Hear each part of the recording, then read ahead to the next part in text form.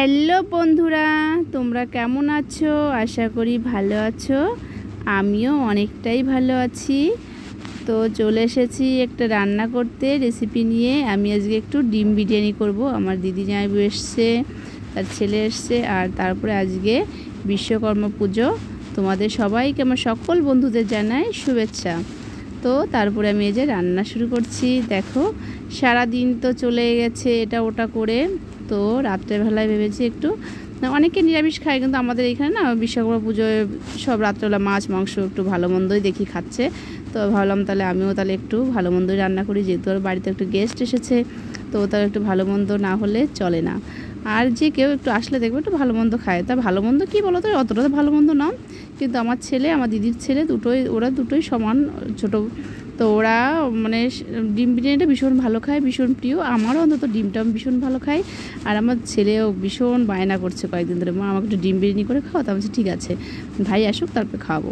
তো আজকে সেই সুযোগটা পেয়ে গেলাম, তাহলে আজকে একটু ডিম বিরিয়ানি তৈরি করি। আর আজকে বিশ্বকর্মা পুজোর উপলক্ষে প্রায় বাড়িতে দেখছি ভালো মন্দ একটা খাওয়ার একটা মানে রমরমা উঠে গেছে। যা হোক, আর অনেকে খিচুড়ি করছে, খিচুড়ি খাচ্ছে। যা হোক, আমাদের বাড়িটা অনেক ভেতরে, আমরা খিচুড়ি প্রসাদ ভাগে পেলাম না। তাহলে ভাবছি তাহলে বাড়িতে একটু নিজেরাই ইচ্ছা মতো একটু রান্না করে খাওয়াই। যার জন্য সেই উদ্যোগেই বসে পড়েছি রান্না করতে। তো দেখতেই পাচ্ছ, নিজে হাতে সুন্দর করে একাই বসে পড়েছি সব গুছিয়ে নিয়ে।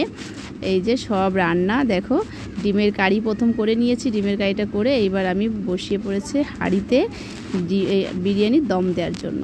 এই দেখো সব রেডি করছি। রাইসটা আগেই করে নামিয়ে রেখেছিলাম, তারপর একটু ডিমের কারি করলাম, করে এই যে সব কিছু এবার নিয়ে বসে পড়েছি। এই দেখো আমি হাঁড়ি সাজানোর জন্য, হাঁড়িতে দম দেবো সেটাই সাজাচ্ছি। দেখো সুন্দর করে সব বেরেস্তা দিয়ে দিলাম, তারপরে তোমার কাজু কিশমিশ ভেজে রেখেছিলাম সেটা দিয়েছি, ডিম দিয়েছি, আলু, যেহেতু ডিম বিরিয়ানি তো একটু আলু না দিলে চলেই না। তারপরে লবণ পরিমাণ মতো, তারপরে চিনি, গোলাপ জল, দেখো কেওড়া জল, সব কিছু দিয়ে এবার দেবো একটু ঘি।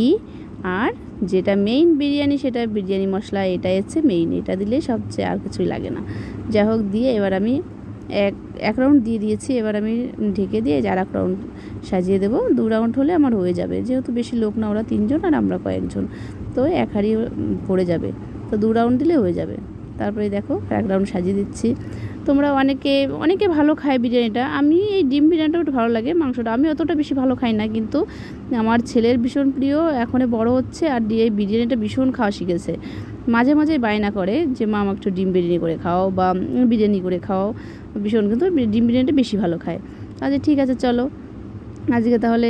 ওর বাবাও অতটা বেশি ভালো খায় না, তবুও ওর জন্য ওর বায়না মেটানো, ছেলের বায়না তো মেটাতেই হবে, কিছু করার নেই, ছেলেদের জন্যই সব কিছু করা। কি বন্ধুরা, এই যে থালি নিয়ে বসে গেছি। কেমন হয়েছে রেসিপিটা অবশ্যই কমেন্ট করে বলবে। টাটা, বাই বাই, এ পর্যন্ত।